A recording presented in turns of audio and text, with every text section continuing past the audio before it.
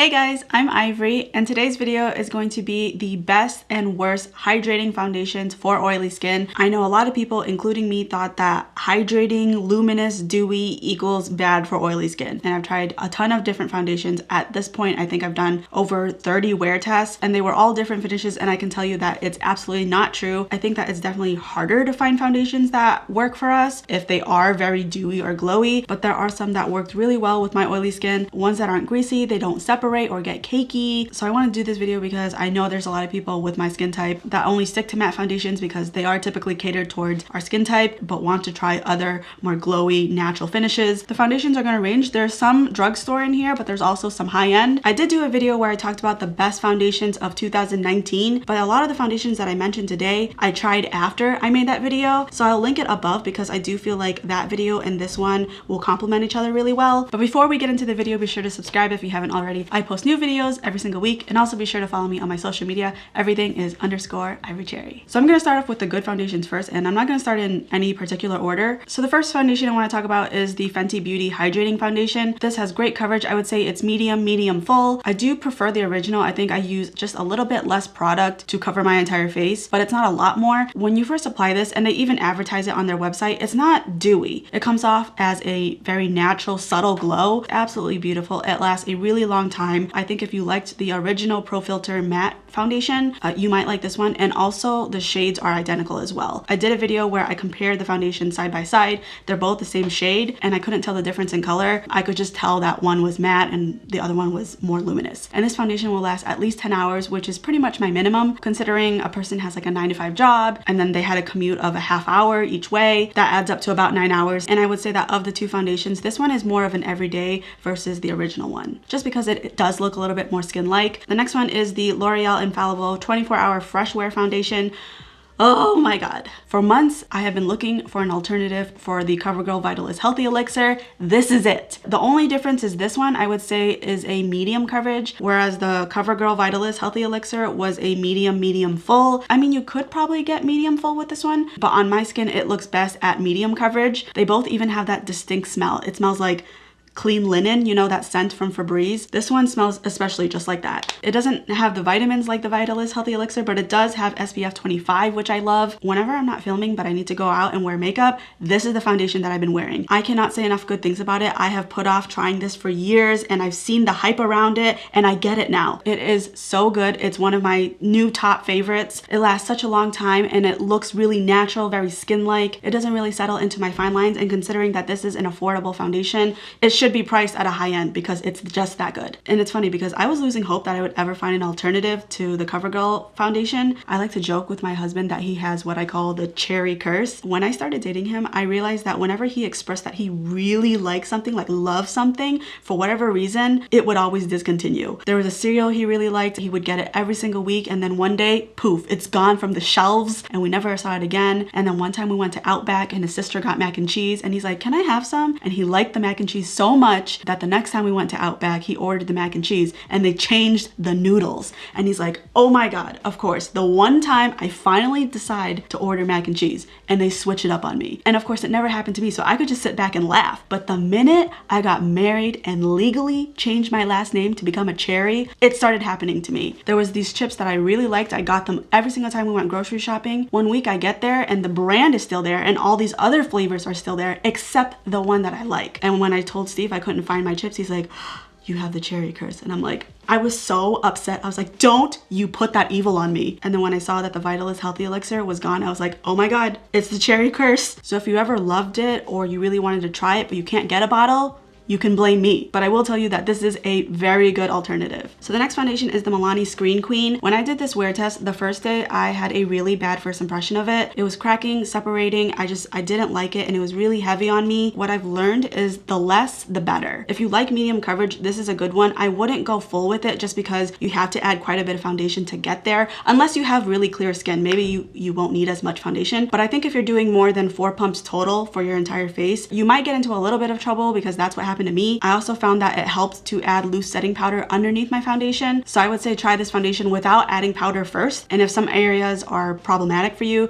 then add the powder. But for me, it worked best when I had a little bit of loose setting powder underneath and I applied very thin layers. As far as the digital blue light filter gimmick, I never felt like it really made a difference, but maybe it's one of those things where it's just beneficial long term. I don't really know, but just know that I didn't really see a difference. The next one is the Maybelline Dream Liquid Hydrating Foundation. I absolutely love the way this foundation looks. It is so pretty and so natural. Again, it's another medium coverage foundation. That seems to be a really common thing between me and hydrating, luminous, natural looking foundations. It seems like the less foundation I use, the better. It's just a matter of how pigmented the actual foundation is. So for actually almost all the foundations, I don't do more than 2 coats and 2 pumps per coat. So 4 pumps total. But it just may happen that this one is only a medium coverage, whereas this one, 4 pumps would give me full coverage. So the coverage may vary, but the common theme with all of them is they're more likely to work with my oily skin if I use less. But like I was saying, this is a medium coverage. It has hyaluronic acid and collagen, which is great. And what I like about this foundation is even though it lasts up to 10 hours, if you blot the shininess away, it still looks good, which means you can keep going on about your day. You know, there are some foundations where I would rather look greasy and not touch up because I know once I touch up, it's just gonna leave patches of missing foundation.